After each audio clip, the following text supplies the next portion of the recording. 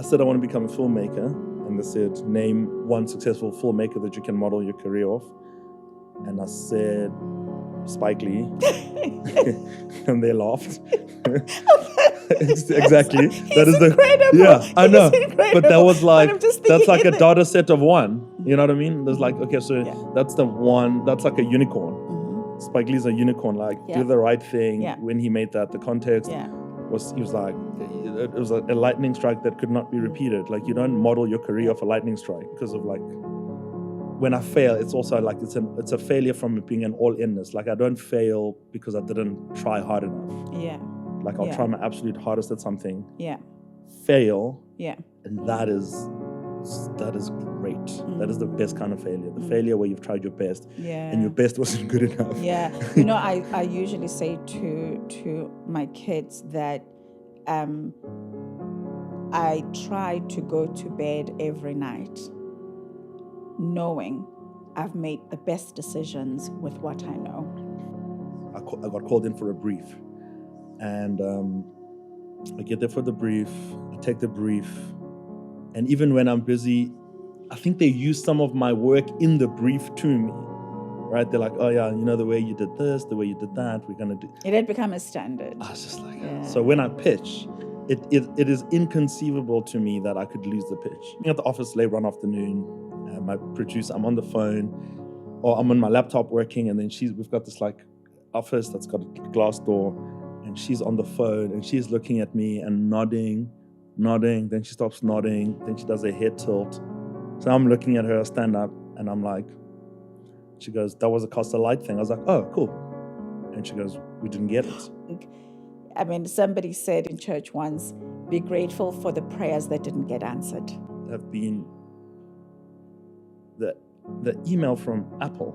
It's not from Apple. It's to pitch on an episode of Home for season 2, which is what I ended up getting the Emmy for. What you got the Emmy for Home? Exactly. One of my favorite series. So that is a way in which a seemingly catastrophic failure ended up being creating space for the biggest win of my career in a certain way.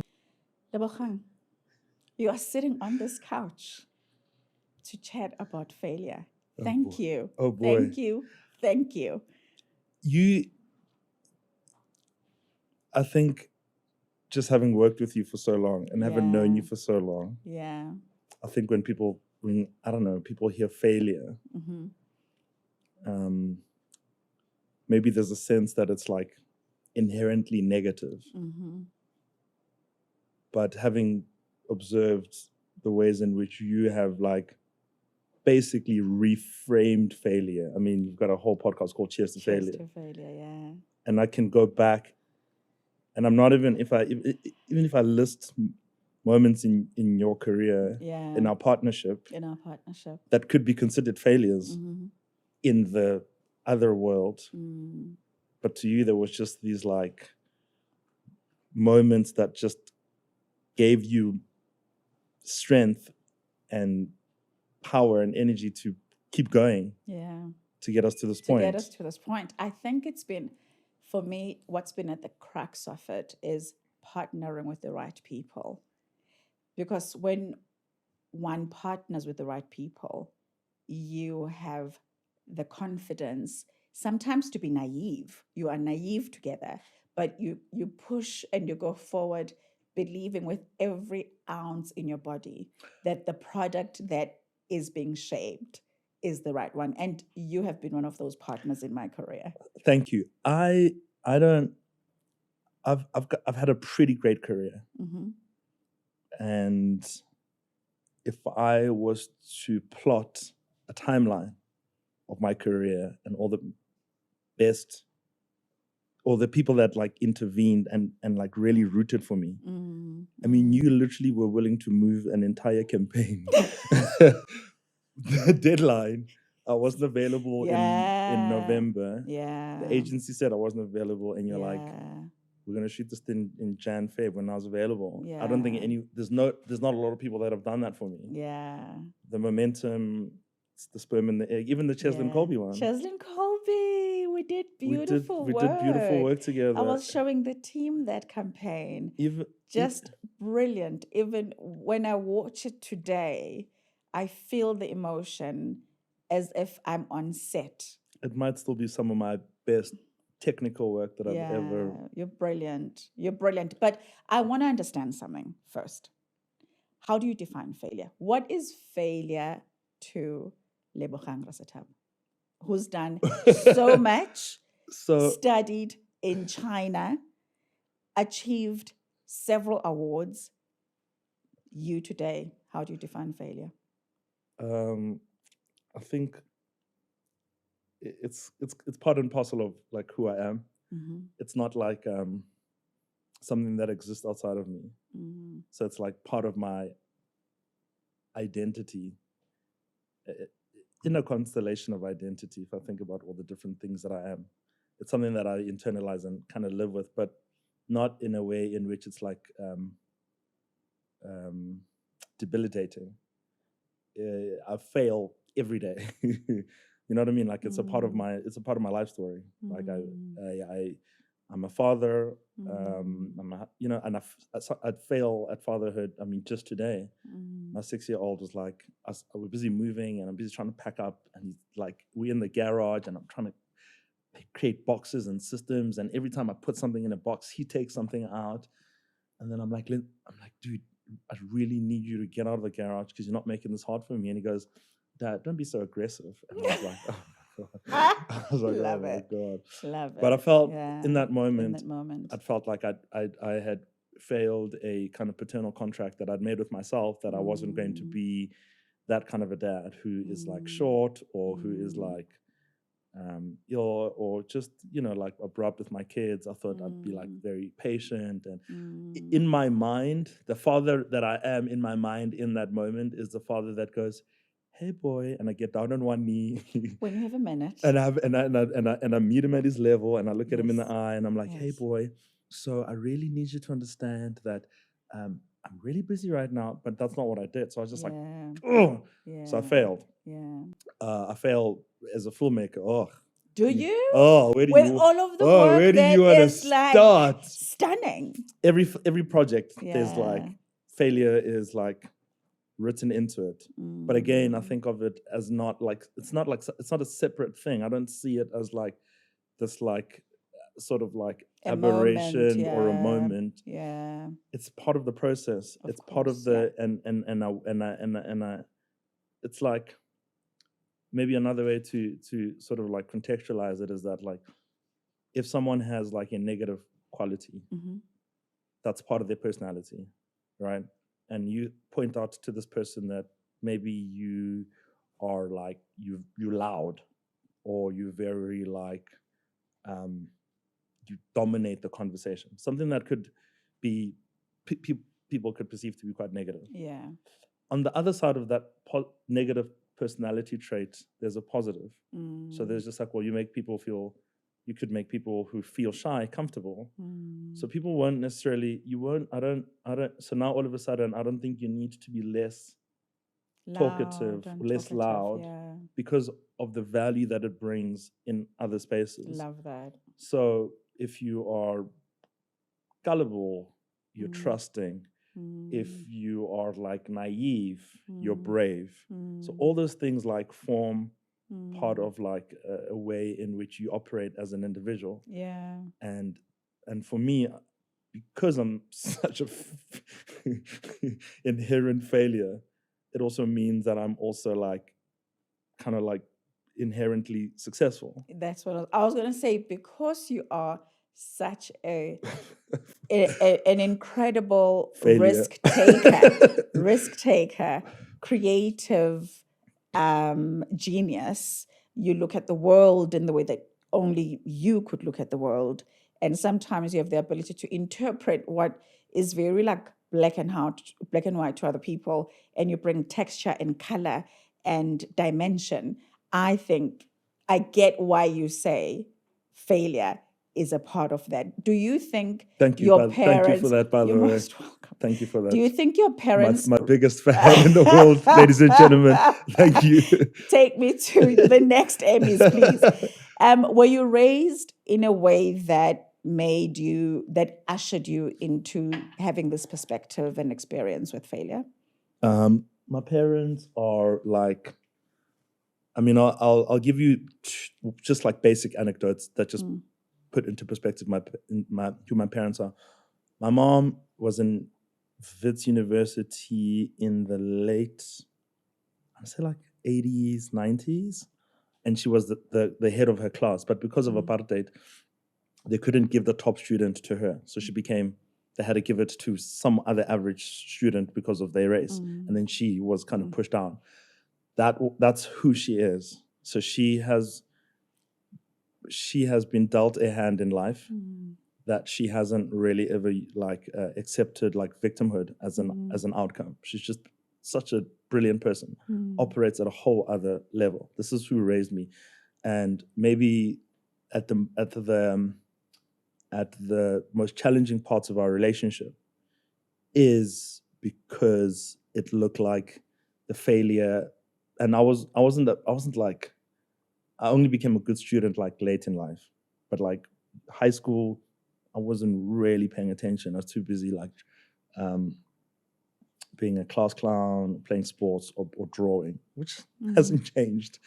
Then I only kind of really started coming into myself in university. But as a parent, that's like a lot of time that you have to spend with a kid, raising a kid who hasn't really been able to create that like magnetic sort of dynamic between failure and winning, right? So it's very frustrating. And she pushed through. My dad, he was in, I want to say London School of Economics, or was this when he was at Yale, where he was about to get his PhD in economics, and then the Grote Skierminutes happened, where all political prisoners were being released and all exiled South Africans were being brought back into South Africa. Yeah. And his good friend Professor Mosala, who was the chair of the, he was the chair of the State Commission, so he's like a very respected professor, or Azapo Towers, phones my dad, who's about to get his PhD, and is just like, Silo, you need to come back. We're about to change South Africa forever. And he was just like, can you just give me a couple? I'm just about to finish. And he's like, no, you have to come back to South Africa right now.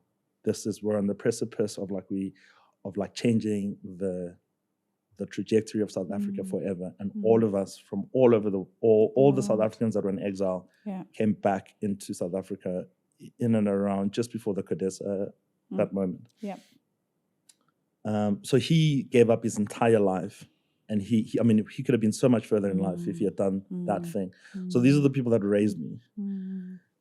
So they were like, when I reflect now, they were like, they like pushed me into academia. I had to. I was like, I want to become a filmmaker. They're like, only if you do it in an academic context. So I had to work hard, get scholarships, maintain my scholarship. And so it was like, they definitely 1000% are like the scaffolding to this entire kind of like person that stands before you and continue to like inspire me daily. I mean, my mom is retiring this year she's like a director of, what is this thing called? The National Prosecuting Authorities, but she's going to do a PhD now. Yeah. So like that's the people that I've modeled myself through. So obviously it's very hard when you don't understand how failure can be a ladder. Yeah.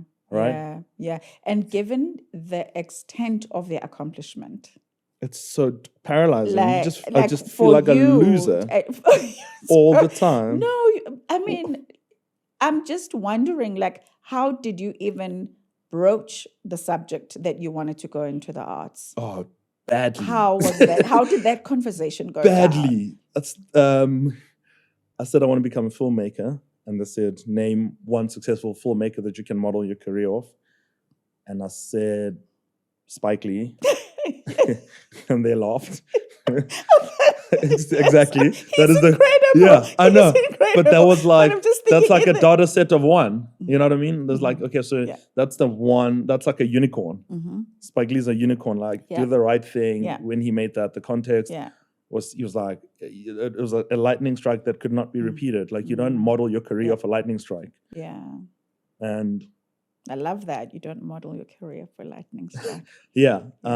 And I think it was quite difficult because it took a lot of, I think there was this one summer, so I stayed in Cape Town during school holidays, and I did extra courses to make up for the credits. And one of the summers that I was making a documentary, my first documentary ever, was about xenophobia in Cape Town.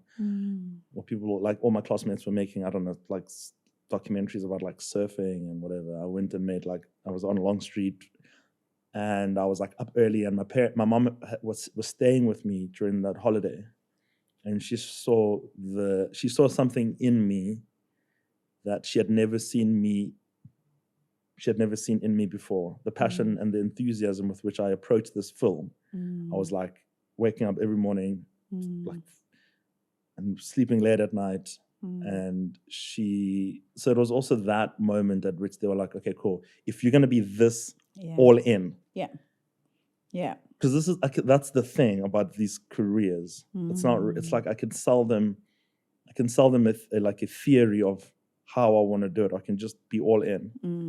And I think maybe to this day, I think I can live with failure just because of, like, when I fail, it's also like it's a failure from being an all-inness. Like I don't fail because I didn't try hard enough. Like I'll try my absolute hardest at something. Fail. And that is great. That is the best kind of failure. The failure where you've tried your best and your best wasn't good enough. You know, I usually say to my kids that I try to go to bed every night knowing I've made the best decisions with what I know. And if it's the wrong decision, that's also fine, right? But exactly, because I can explain. I can explain, you know, if somebody wakes me up, why did you decide to make an advert?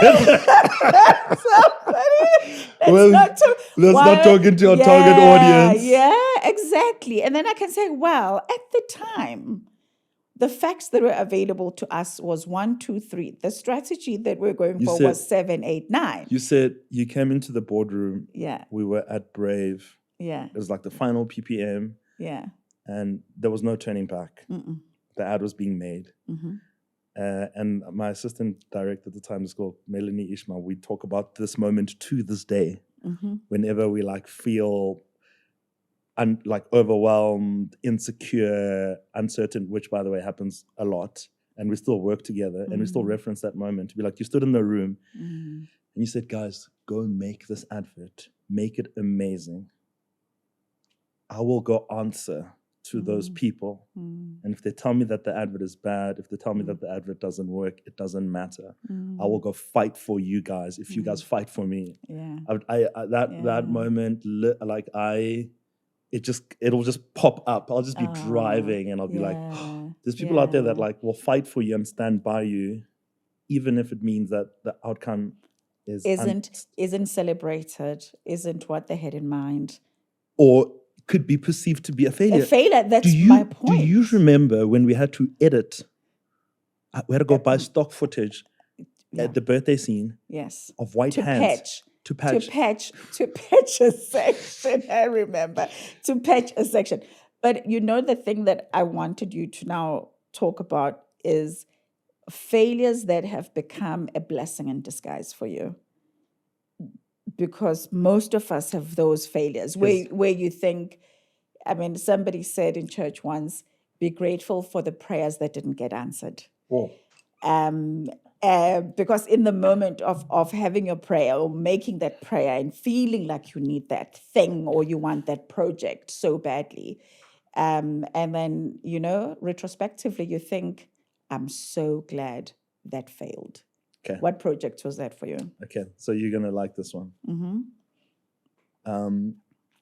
So I had kind of, at the early stages of my career, made a lot of like Castlelight adverts, some pretty good ones. Yes, I've seen them. Some pretty bad ones too. But ultimately, I was kind of known as the client, the agency. If you wanted a Castlelight ad, go to Lebogang. You were the guy. We built that like a particular like language together with the agency, with the client. And then I got called in for a brief. And I get there for the brief. I take the brief.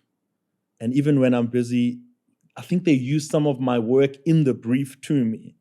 Right? They're like, oh yeah, the way you did this, the way you did that, we're going to do. It had become a standard. I was just like, So when I pitch, it is inconceivable to me that I could lose the pitch. So I'm sitting at the office one day. And was it one of those? Just come, we're ticking the box. It did feel like that. I've worked so many times with these guys. Yeah, it's a process thing. Yeah. I go there and I pitch the advert to them in such a way. In fact, I even say to them, I think this is not really like, I'm not showing you that this is how we should make. This is not a suggestion for how to make the ad. Excuse me. This is me showing you that this is the only way the ad can be made. I walked in that brazen. I know.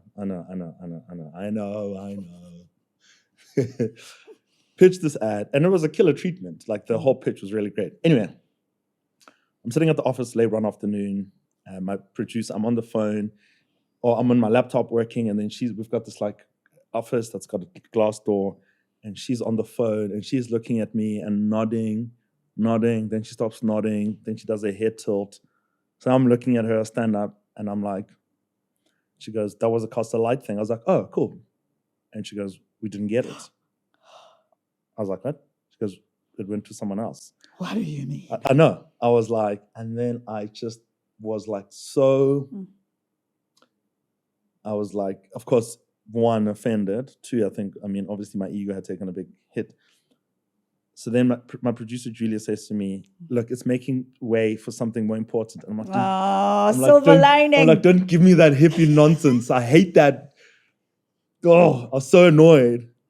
Anyway, she goes, so we got some email to shoot some Apple advert. And I was just like, dude, I don't want to shoot a product demo advert about some new cell phone. I was so pissed off. I couldn't even drive home. Then I said to my wife, I'm like, I lost Castlelight. She's like, oh, ran, angry. Then I'm like, and then Jules keeps telling me about this email about an Apple advert. So then my wife opens my laptop and she reads the email. And then she goes, okay, you know what, dude? Let's have a drink and let's watch Home, the TV show. We're binge watching Home at the time. Binge watching Home. I was like, cool. Let's watch an episode of Home and calm down and just have a drink and some food and let's watch Home and decompress. And then she goes, you just have been, the email from Apple, it's not from Apple, it's to pitch on an episode of Home for season 2, which is what I ended up getting the Emmy for. What you got the Emmy for Home? Exactly. One of my favorite series. So that is a way in which a seemingly catastrophic failure ended up being creating space for the biggest win of my career in a certain way. What did that teach you as an emotional creative who at the time felt like the project you didn't get awarded was yours to begin with? Just that not every project is for you. It's not like, and I think and this is really like something I have to teach myself. And when I talk about like failure is such a big part of my identity. Like I fail myself constantly, right? So when you lose a pitch, the things that make you win a pitch and lose a pitch, I mean, you've been on the other side of the process where you have to pick a director. It's small margins, but I lost a pitch. I just lost a pitch recently. In fact, two pitches. I lose pitches all the time. Failing isn't losing the pitch. Failing is looking at losing the pitch as some kind of like existential sort of like condemnation or like the fact how badly I take it. Yeah. I say to myself, like, Lebo, losing one pitch doesn't mean you're a bad director. It doesn't mean the other person is better than you.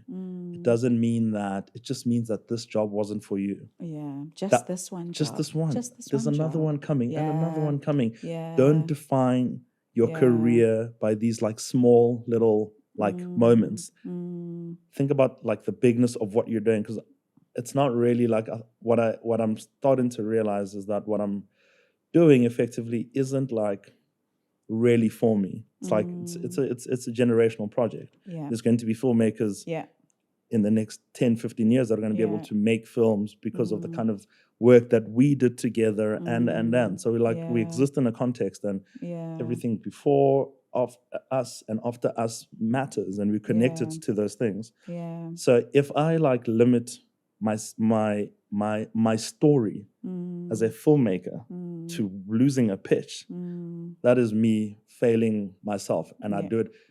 If I fail a pitch, if I lose a pitch, it's bad. So what do you do? What is I sulk. Do you? Badly. Okay. I'm miserable. Yeah. What do you say to your team? Because you are a leader now. I am a leader. So you've got you know, it's like being a coach, a team coach. Yes. Okay, so that's a great question. So, and when I say remember I said I fail myself. You fail yourself, yeah. So I say to the guys, hey, unlucky, I think we put together really good treatment, and even though we've lost the pitch, we've ultimately left a really good impression with the agency, and this is the beginning of a new relationship, and I think that it will be, incrementally getting us closer to working with them. So outwardly, I come with some like positive. Took it on the chest. Internally, oh my God, I'm just like, what is wrong with you? You suck. You good. So and then it'll take me. But I also need, and this is what I'm saying, is that I need to go through that. I need to be that hard on myself. I need to like think about all those. I need to have all those like intrusive thoughts, so that I can use them to build myself up to have the confidence to take the next brief that will then translate into a win. You know what I mean? Yeah, no, I get you. So now, I can imagine, like a person in your business, like with athletes who are dealing with, the scoreboard, the announcement. You don't fail quietly. You don't get not rewarded a project quietly. It's talked about. It's a public thing. There's an audience of 10, 15 people to judge your presentation. So psychologically, what keeps you in good shape? Is it, a conversation with your mentor? Is it meditation? Is it, going for walks, for cycles? Do you take a break and go on a retreat and close the curtains and live with, the stars? So I'm very fortunate that I've been able to kind of like harness a pretty good relationship with my body. Okay. I look after my body and it looks after me, and we've got a very good relationship. So I exercise a lot. Yeah. So like I go to I work out a lot. I run. I play a lot of sports. Okay, so I'm also always physically active. Nice. And then I also read a lot. So like every morning I'll like spend 30 minutes reading like a book on fatherhood. I'm reading like a book on fatherhood, a book on different types of wealth, and another book on just like pivoting your life. Yep. And it's just got like these daily like affirmations. Then I have a list. I also have a list on my laptop of it's like on my to-do list. There's people that I just check in with. Every now and then. Then I'll just phone one of the people on that list. Oh, really? Yeah, just one person. Okay. And it's people that like I know it's like a 15-minute conversation, and that's not like information as a blueprint to action. It's just information for me. It's not like, hey, where are you? What are you doing? It's just like, hey man, so like it's just like random. Oh, that's so I try to do cool. that. I so like just that. find ways to like fill. Yeah. And fill. And then I've also like, if I'm not working, spend a bit of time with my kids. They're really awesome. Even when they are disturbing my packing up process. My kids are like beautiful. really amazing, and I got a really good family life as well. Yeah, that's beautiful. So that's my I'll stress about all these like external things, and I think it's funny because it's just like it is a career that's like very publicized, and it's like scrutiny in it, and you chose it. Well, I mean, no one in film school is like, oh yeah, okay, look, we do live in an autobiographical era, and there was always going to be a sense of people want to know about the person, and I think I've tried to keep a balance in what of myself I reveal. Okay. The way in which I like participate in the pageantry is, I mean, just having to think about that is also like in of itself, it's like, oh. But I think for me, it is mentioning your name gives me credibility. I wish it worked the same for me. I wish I could mention my name and get credibility. I just say like, hey, I'm working on this project with who? I'm like, you really want to know? Lebogang Rasethaba. And then, it's like, sing my way. That's awesome. So I think, it's the pageantry that doesn't happen because you are sparking it, but it is because it just is one of those markers that in the creative business shows that, you know what, I've got a good person on this project and a good leader on this project creatively. It's going to be great. I think that like that's such an undervalued business principle that you speak about. I think like inherently being like good, and when I say good, it's just like, I'll tell you a really bizarre story. Actually, it's too long, but ultimately, it's like, how do you leave people feeling after you work together with them? That's so important. It's such like an undervalued thing. Like, I try so hard that like, I know like I work really hard as a filmmaker. I give it my all, but I'm also really like working on the project of humanity. And you want to leave people feeling good about themselves. So you want to work hard and do good work, but also build like good, long-lasting relationships. I mean, we've known each other for it's close to 10 years now. Yeah. And we've got a strong relationship because every interaction we have, we walk away feeling better. And that is just as a business principle, as a creative principle, as a life principle, like you can do good work. You can be a great filmmaker. You can be a great athlete, but you can also equally be a good person who just like makes people feel better when you leave the room. Love that. And I spend so much time. I probably spend more time thinking about that than I do like thinking about like what I used to. Because you know what I mean? Like as a filmmaker, I'm a director, I'm a generalist. Like I have a, you know what I mean? I spend so much time just like engaging the medium that it's become quite like intuitive for me. You know what I mean? Like it's very intuitive for me, like so it's easier for me to fail as a person. As I said, it's easier for me to fail as a friend, as a father, as a husband than it is for me as a filmmaker.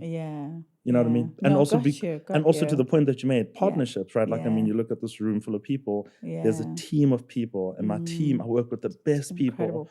And even when we put a team together, my producer, Julia, always says to me, and I'm gonna sort of like expand on this in another context. She says, we're gonna be working, who do you want to spend time with?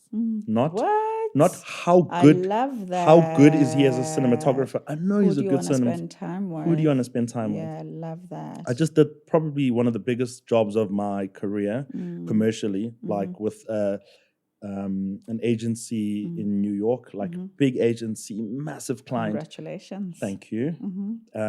Just everything about it was big budget, big pitch, the whole thing. But before we did the pitch, before they even saw the treatment, I had a call with the agency and they did something called the vibe check.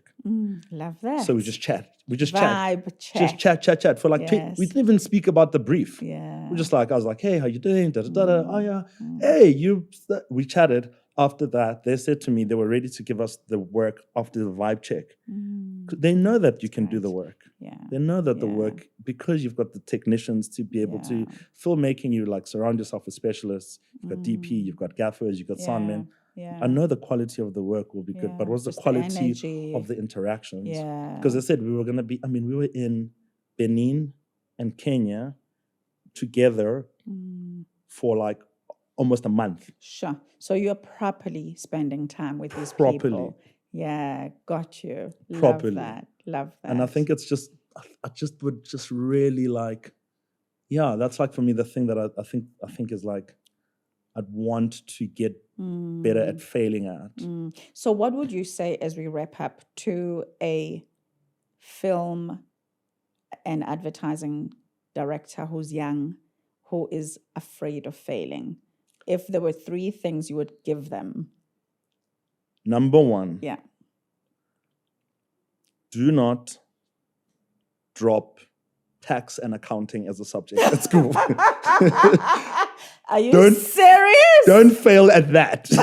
Don't fail at tax and accounting and basic arithmetic, because again, it's such a big part of creativity. Right now, I mean, I was in my AGM, my business, like with my business partners on Friday, and it was like 8 hours of just like numbers, and like I was dizzy, and then they were like column 4, page 7, check balances. I was just like I wish I'd paid. So the money of the business. Just pay attention to that stuff. Like I think it's like you think of creativity and you think of it as like I'm just gonna go out and just like make some cool stuff. There's a huge business side to it. There's a massive business side, and the best filmmakers have to be the people that also consider, like, because it's a cool job, but I do this because I still have to feed my family and pay school fees and da-da-da-da. So you can't overlook the importance of like understanding just the basics of like, there was a year in which I had to pay SARS, like almost, it was a fortune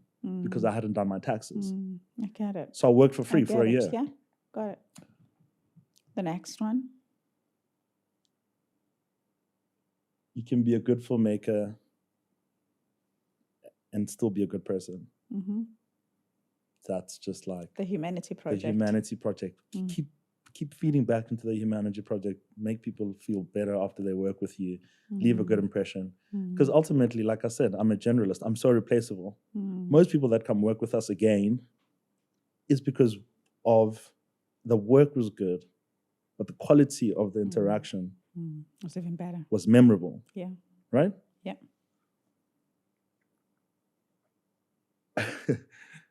And I think, like I said, like it's good to fail. It's just how you come out on the other side. And failure is a part of not, your essence, it's your thing. existence. It's the thing. It's in there. It's not a separate thing. Not a side thing. And it's not going to come. You're not going to make, like, you'll learn the most about a filmmaker from their worst work. So that's part of the process. Yeah. Amazing. Yeah. Thank you, Lebogang. You see, it wasn't that difficult. Lebogang Rasethaba, everyone, on Cheers to Failure. If you've enjoyed this podcast, please won't you do me a favor? Click the subscribe button as well as the notifications button so you know when we've got new content on our YouTube channel. And share it with your friends, whoever you believe needs to know that failure doesn't mark the end, but is filled with beautiful, glorious lessons we all need to have. Thank you.